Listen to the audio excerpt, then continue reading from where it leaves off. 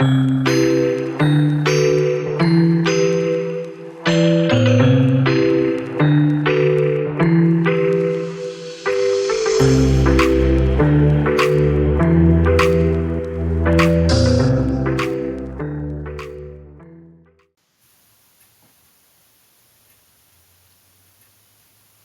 y'all, this is Molly K. Hope everybody is doing well. Got a story that I hate to be appearing to gloat when folks lose, but I hate a raccoon. And Joy Reid has been one of the biggest uh, raccoons on TV, and I just could not understand how she kept her job for so long. She is about as bad as Roland Martin when it comes to pandering for white supremacy. And she has finally lost her job on MSNBC. And one reason that I say it has happened is because black people in totality for the most part are checked out of politics. We're not taking our cues from Al Sharpton, from Joy Reid, from any of these, TV props that's getting paid by white society. We're no longer taking cues from people who don't have our best interest. And we see how they have been used to keep us separated from one another by issues that do not work for our interest, and in actuality they cause us to go against the Most High, especially with the alphabet agenda, the feminist agenda, all this other stuff that she promotes and she's the face of, uh, and even just calling those of us names who disagree with the dominant society.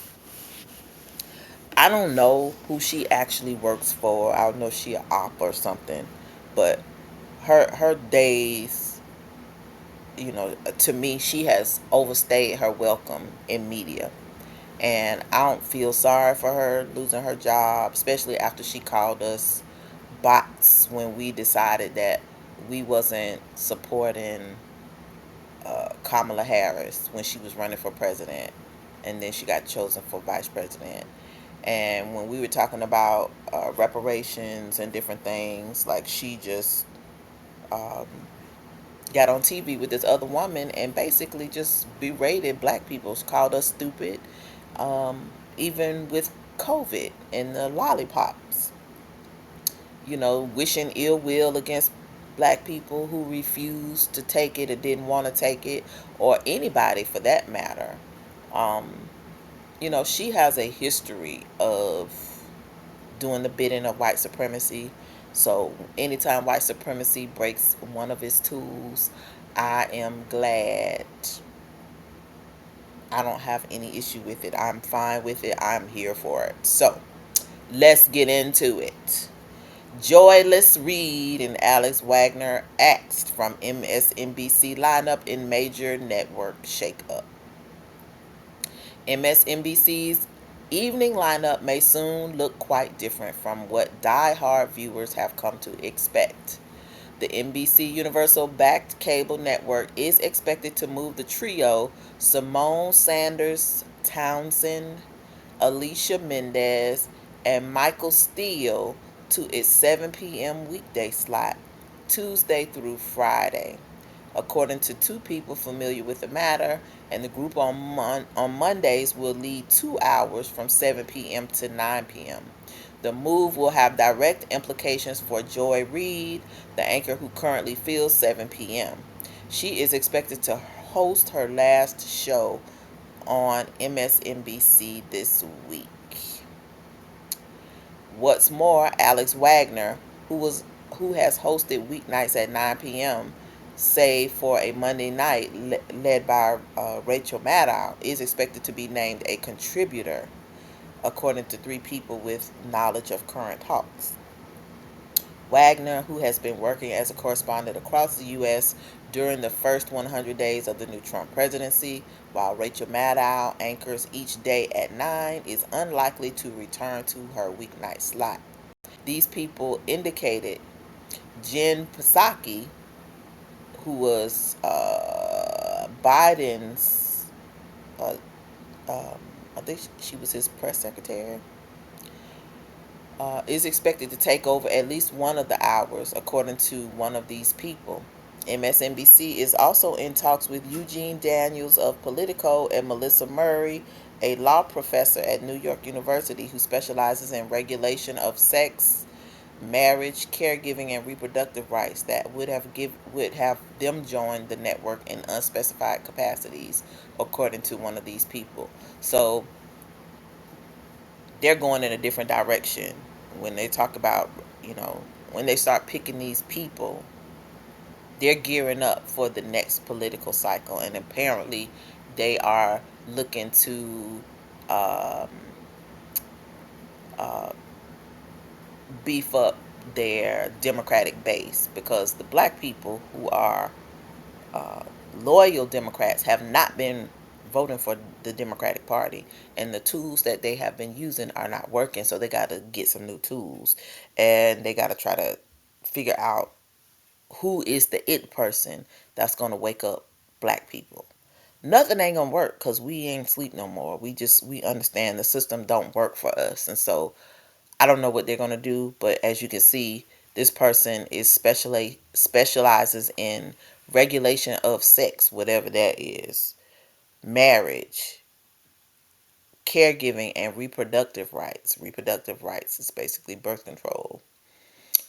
So that's what they are focused on, and those are liberal talking points. MSNBC declined to make executives available for comment. Puck previously reported on some of the aforementioned plans.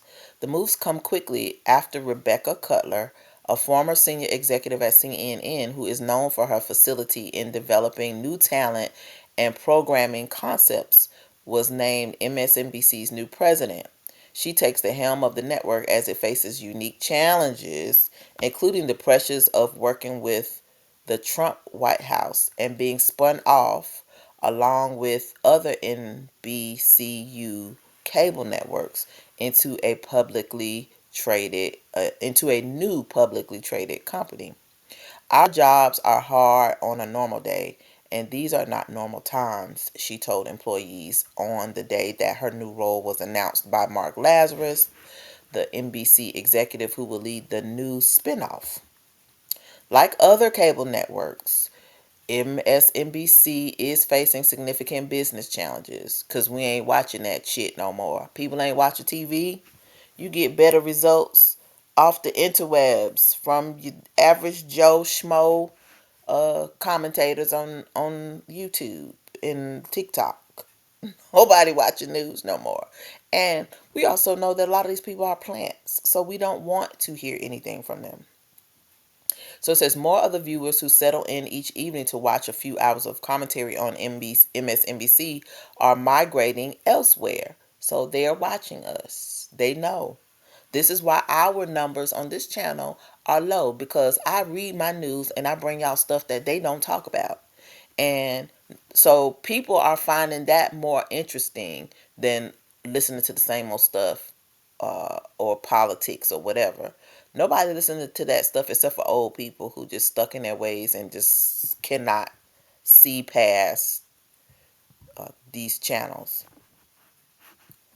So it says MSNBC is projected to shed approximately 10.5% of its subscribers between the end of 2023 and the end of 2025, according to estimates from Kagan, a market research firm that is part of S&P Global Intelligence. Rivals Fox News Channel and CNN are experiencing similar erosions in that period. MSNBC could be left with an average of 61.3 million viewers at the end of 2025, compared with 68.5 million in 2023, and this with an election year, typically an event that brings viewers back to news between the two milestones.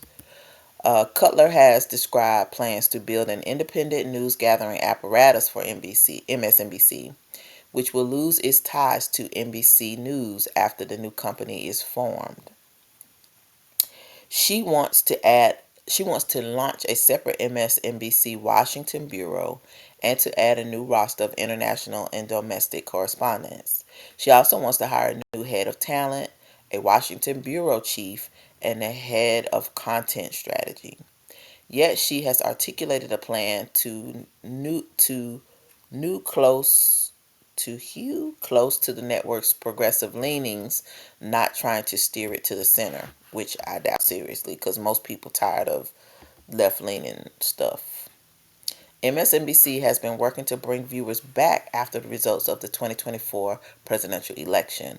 Both MSNBC and CNN saw significant erosion following Donald Trump's return to the White House and the national conversation, and both have unveiled programming shakeups in recent weeks. So, what they found was scaring us with Donald Trump didn't matter. That they had to do more. Democrats, progressives, liberals did not offer their base anything, and so the base didn't turn out.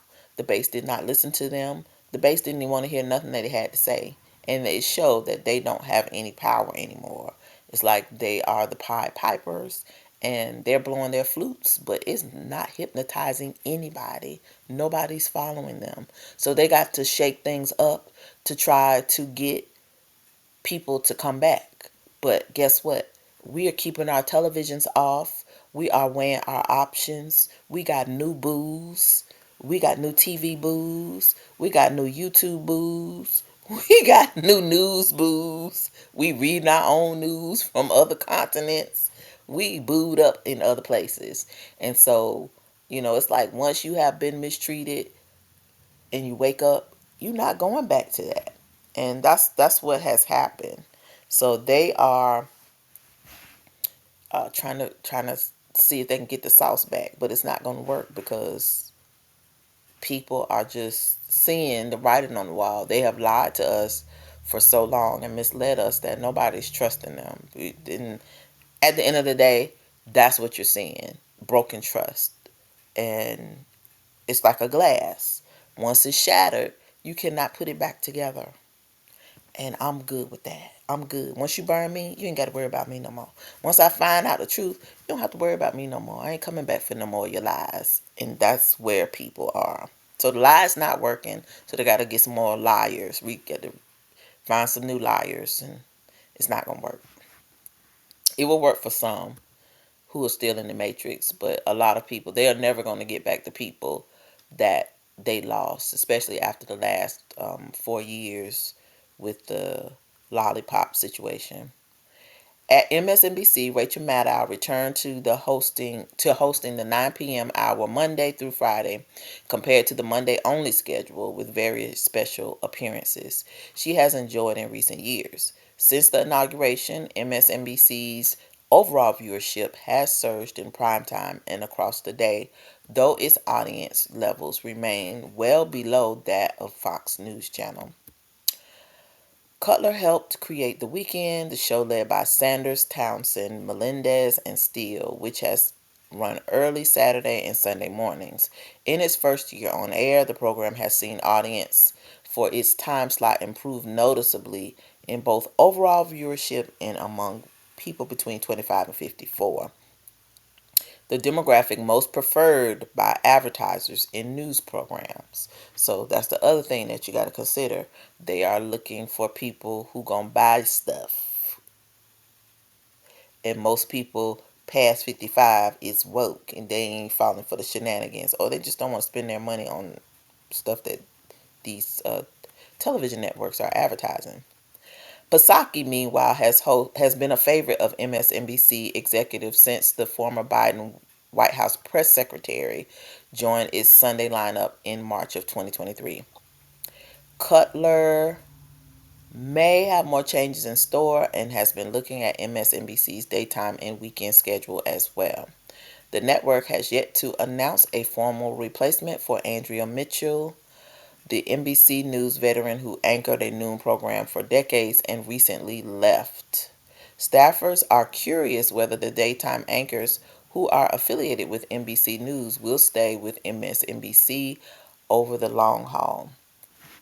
Well, if y'all don't know about Andrea Mitchell, she was married to, oh, I forgot what the man name was. But he was a Fed chair and he was terrible. He was about as bad as Henry Kissinger. Let me see if I can